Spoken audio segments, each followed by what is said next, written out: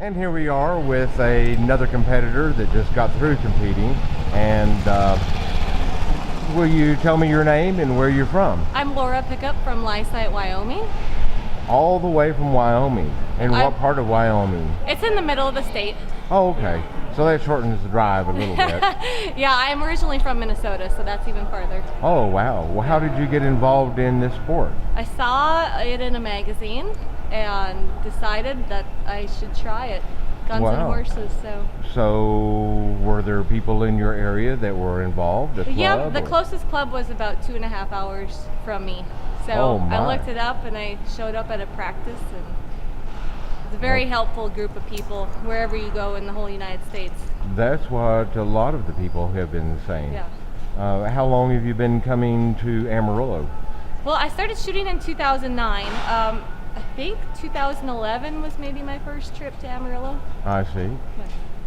And what class do you normally compete in? Well, I'm a ladies 6 now. Oh, wow. So you really built up through the years. Yeah, it takes a lot of time, a lot of good horses, good horsemanship. Okay. You know, there's always people along the way to help you and offer advice, and I think that's one thing in the sport you see your competitors trying to help you figure out the fastest way to run a pattern, and you don't see that in other sports. Yes, ma'am.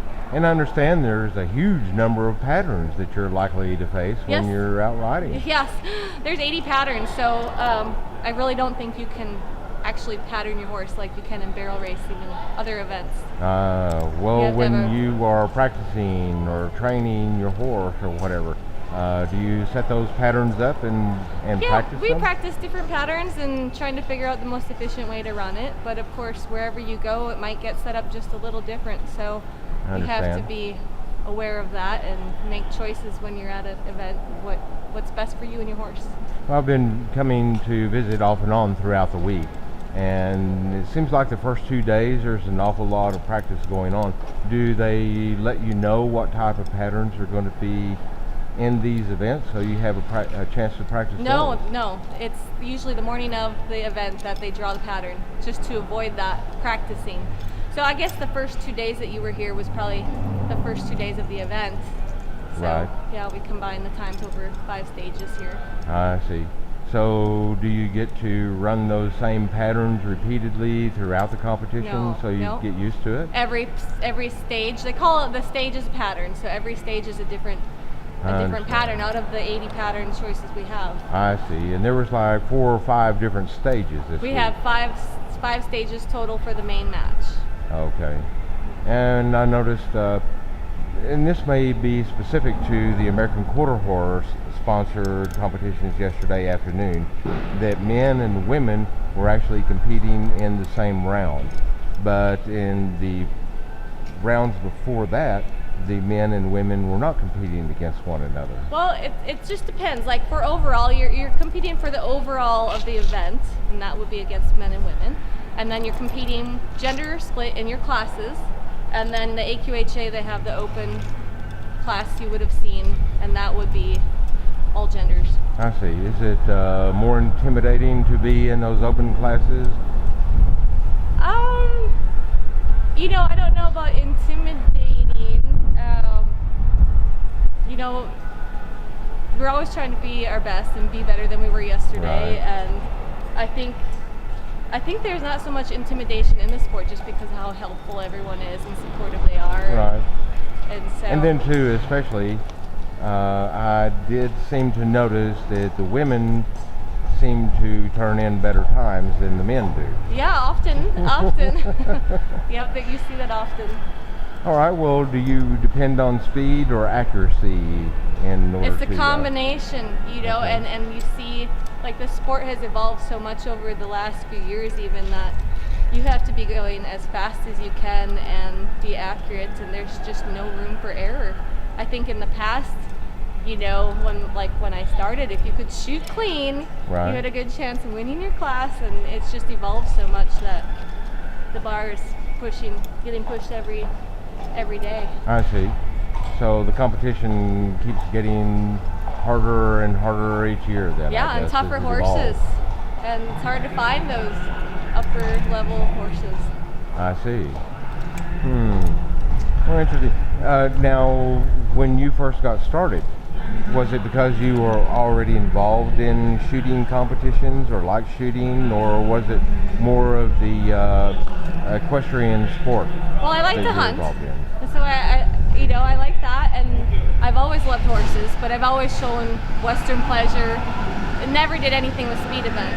So I thought, I was just trail riding at that time and wanted another goal with my horse instead of just out on the trail. And I thought that would be a good cross between guns and horses. And you're constantly striving to be better. And I think that's what keeps people interested is, there's so much adversity in the sport. So. Yeah, so one thing is a documentarian documenting life today for tomorrow's history is that over a period of years maybe we'll get to see some of these differences in the sport. Yeah, and actually like each year, like I said, the horses keep getting faster and the people keep getting better. They're getting trained right off the bat. A lot of the lower level competition is extremely tough, and you'll see them in the top 10 of the overall results. So. I've noticed that. What are the youngest ages that get involved? I noticed some 15-year-olds. Well, we've got Wranglers, which are 12 and under. Wow. And so they actually run the patterns, but they have cap guns. I see. And so they're learning their horsemanship. And did the cap guns actually pop the balloons? No, they just have to engage the course. I see. All right. Well, we haven't talked about your mount at all. Would you like to tell us a little bit more? This is a River, and she's 17. I've had her since she was 10, and she's pretty special, but she's kind of getting to the point where I think she's just past her peak.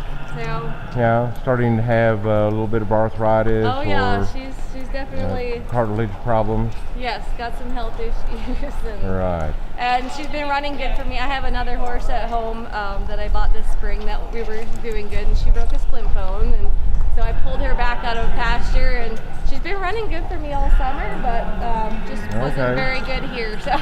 Well, for the first time today, I met a equine treatment vendor who has herbal remedies. Yep, I see him over there. Yes. Have you considered that at all? I've tried all kinds of things with her. Yep, I'm pretty open to trying things to keep her going, but there gets to be a point where maybe she should be retired. At this age, it gets a little. I can't race bicycles like I used to. Well, thank you very much for stopping and talking with me. Thank you. All right. Thanks. You bet.